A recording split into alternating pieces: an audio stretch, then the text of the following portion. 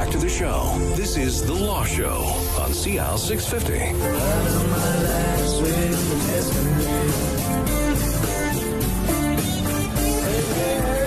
And welcome back to The Law Show on CL 650. We're talking with Alyssa Lockhart, partner at McQuarrie Hunter, and Leah Donaldson, associate at McQuarrie Hunter, about estate planning. And, we have other lawyers on from McQuarrie Hunter. So why don't we talk a little bit about the firm and how broad the areas of law that you cover. We've had Leah on about family law, and you do estate. So is it really helpful to have all of those people in the same building when you're doing this?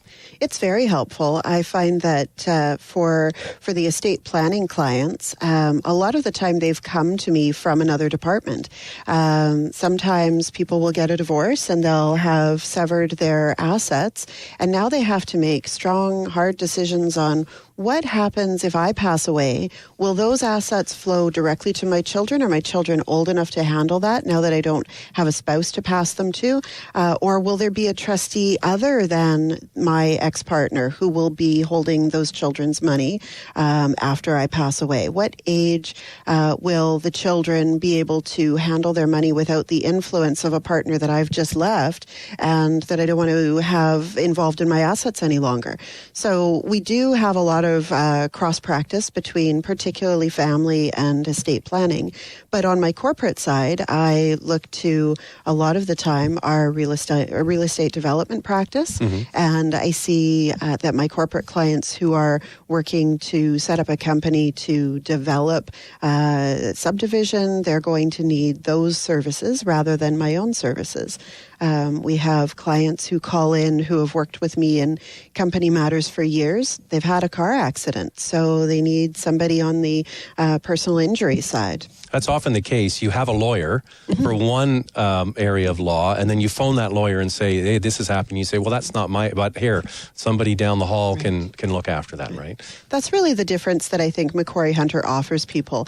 I certainly did practice on my own for 10 years, and I restricted my practice. I was never a generalist.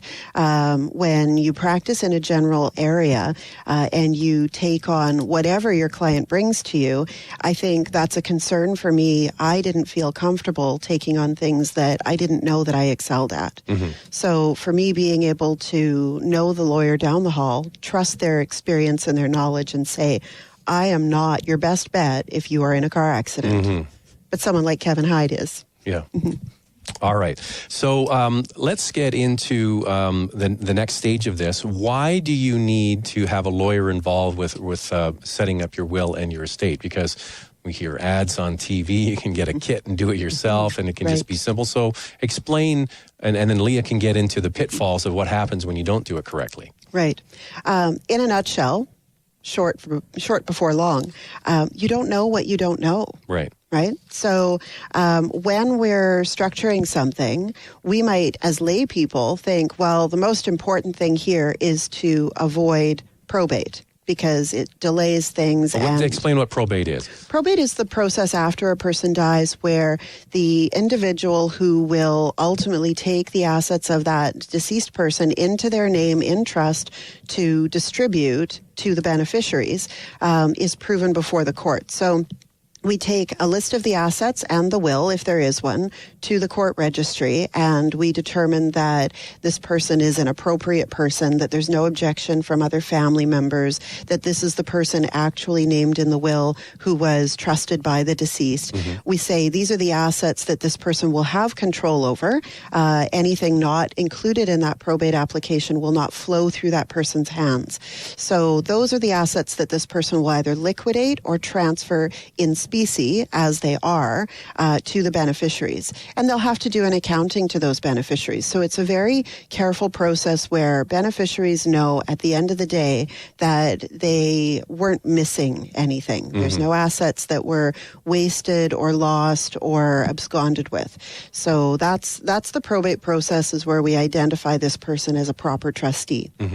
And only then can assets such as land or other registered assets transfer from the name of the deceased to the name of somebody else, either a beneficiary or a buyer. So you need that middle person to get it done. You need that executor, or in the case of an intestacy where someone dies without a will, you need an administrator. Okay, so what can happen if you we're talking about not having it done and set up properly with the lawyer? What can happen? Where can it go sideways? What do you typically see? It can go sideways in many ways. I think if I chose, a simple example would be choice of executor.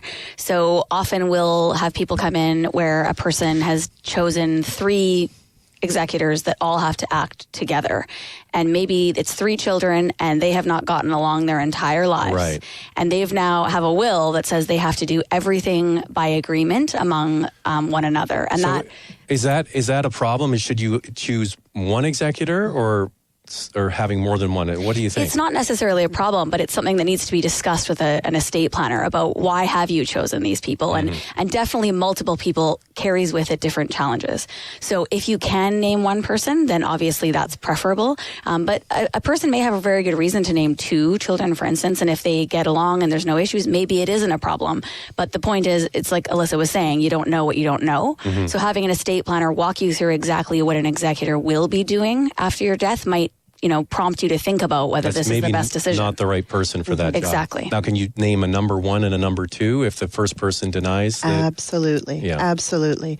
But when Leah's talking about what does an executor do and what is for me, it's what is the skill set that's going to be required.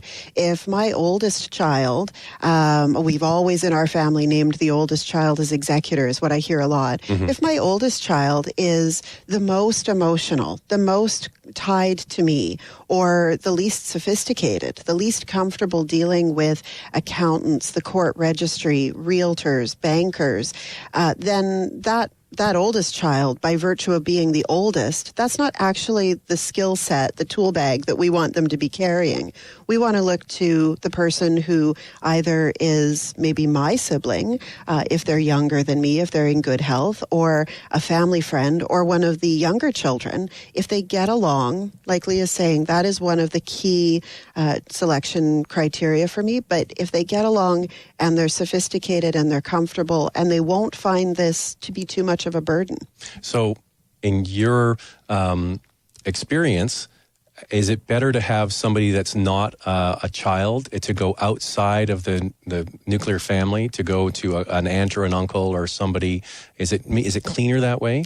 We see so many different circumstances. Each family is quite different, but sometimes there is problems by naming one child over the other. So you can also name a private executor. That person is paid, of course, a rate, or a family friend. But like Alyssa's saying, someone that's sophisticated, someone that's able to deal with these kinds of matters easier than an overly emotional child, or choosing one child over the others may cause problems.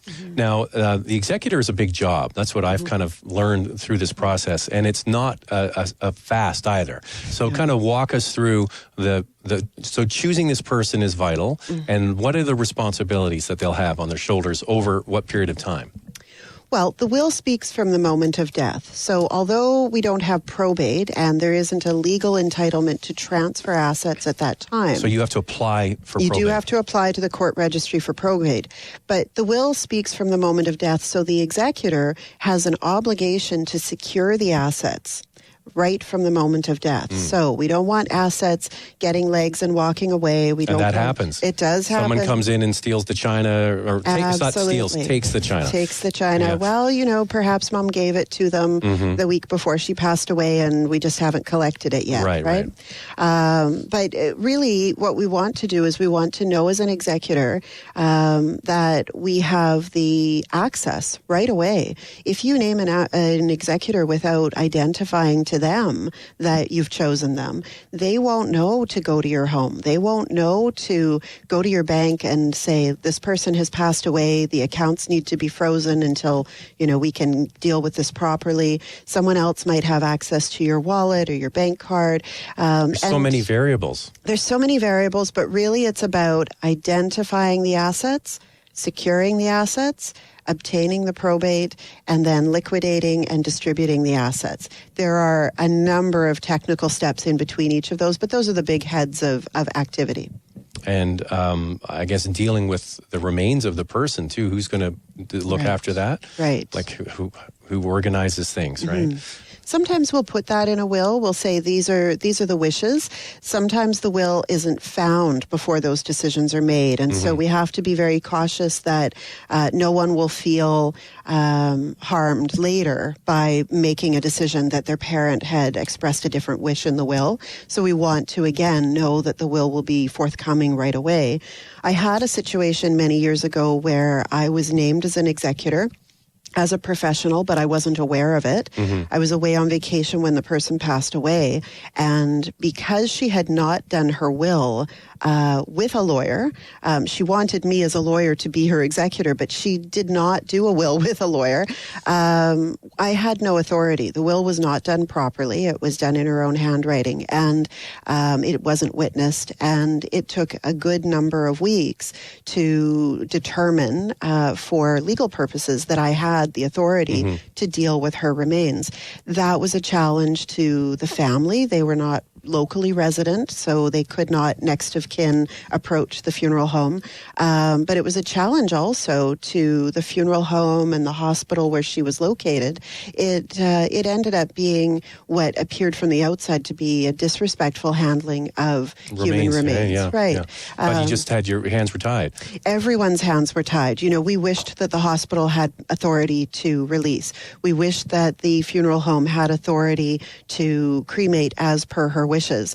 But none of us had authority. So we had to move very quickly through, in that year, what was then a backlogged registry process. We've since made streamlined approaches to the registry, and it's a lot faster, but it was very challenging. So we want to make sure that everything is done and documented, and that people know what their roles are going to be as soon as someone passes away. All right. Well, these are things people don't think about at all. No. And you have to deal with. But thankfully, we don't go through our daily lives thinking about these things, right? That's your job. That's the goal. Peace of mind is the goal. Come talk to me, spend an hour, spend 2 hours, and then put it in a drawer and think about it every 3 years.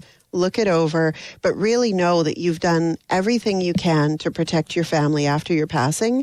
What we offer, I think, in this field is peace of mind. That's the voice of Alyssa Lockhart, partner McQuarrie Hunter, also joining us in studio, Leah Donaldson, and we'll continue our conversation next about wills and estates. There's more of the show still ahead. This is The Law Show on CL 650.